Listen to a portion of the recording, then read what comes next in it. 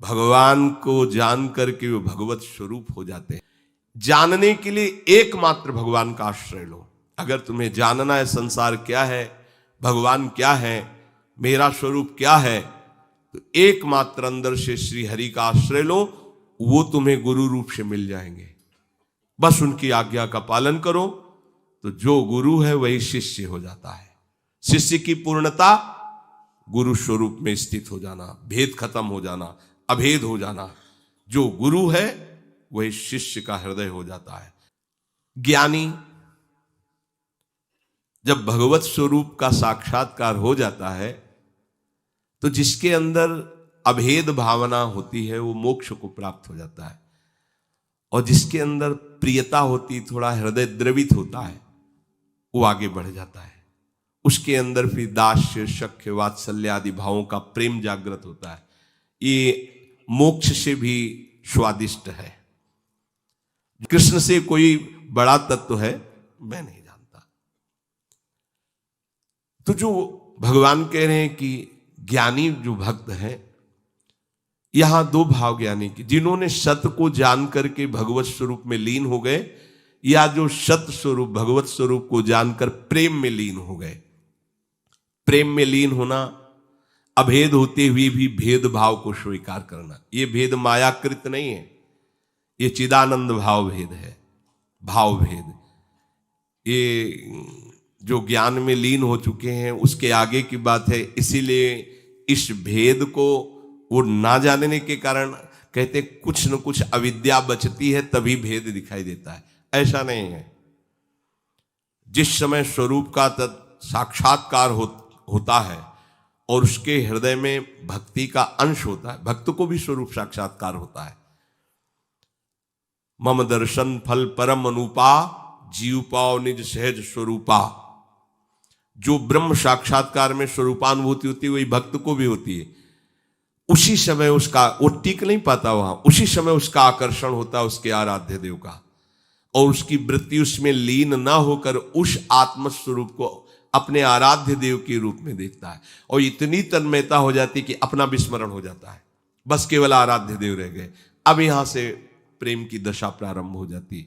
ज्ञानी सब कुछ विस्मरण करके आत्मस्वरूप में लीन हो जाता है।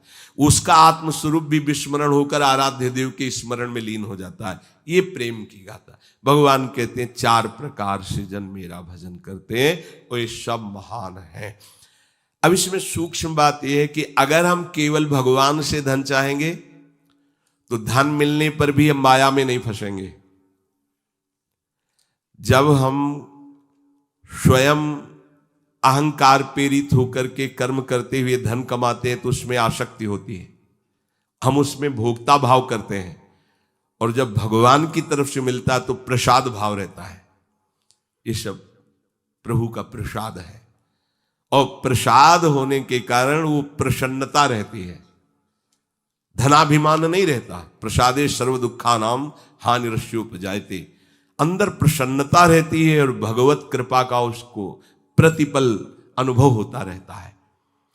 इसलिए वो धन के राग में ना फंसकर प्रभु की तरफ ही खिंचता चला जाता है। कितने कृपालु प्रभु, कितने कृपालु प्रभु। और धनाभिमानी, देहाभिमानी, मैंने ये किया तो इतना लाभ हुआ, मैं इसको ऐसे भोगूंगा, अब ऐसा करूंगा तो इतना और लाभ होगा। वो खिंचता चला जाता है अहंकार की तरफ, ये खिंचता चला जाता है प्रभु की तरफ। अगर प्रभु से हमें धन मिला, प्रभु से कामना की, तो वो कामना संसार में फंसाएगी नहीं, वो मोक्ष प्रदान करने वाली होगी।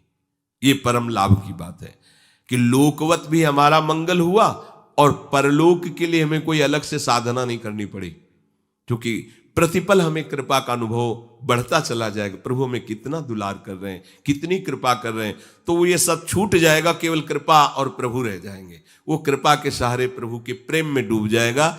ऐसे कितने भक्तों के चरित्र हैं।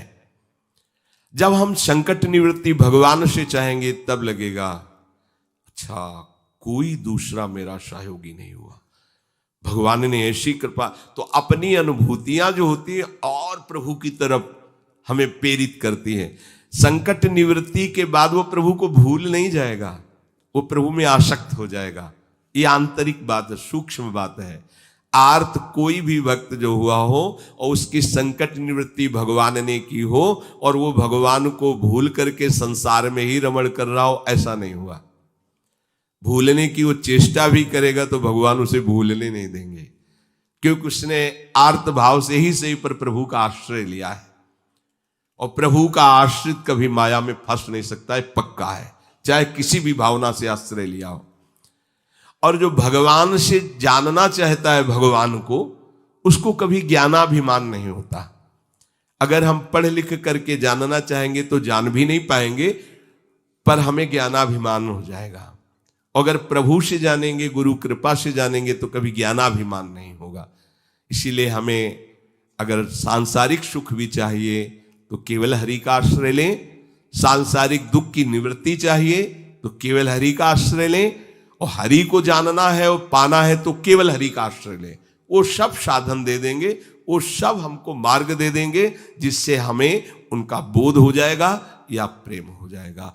हम हरि को छोड़कर अन्य आश्रय न लें, हम हरि को छोड़कर किसी अन्य का भरोसा न करें, तो इस प्रपंच की चाह रखते हुए भी हम भगवान को प्राप्त कर लेंगे।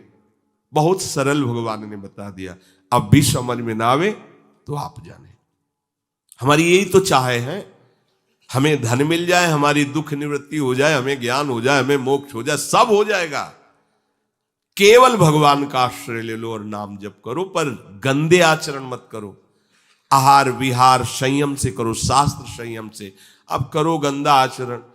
जो गंदे आचरण वाले थे जब प्रभु की शरण में आए तो उलट गए।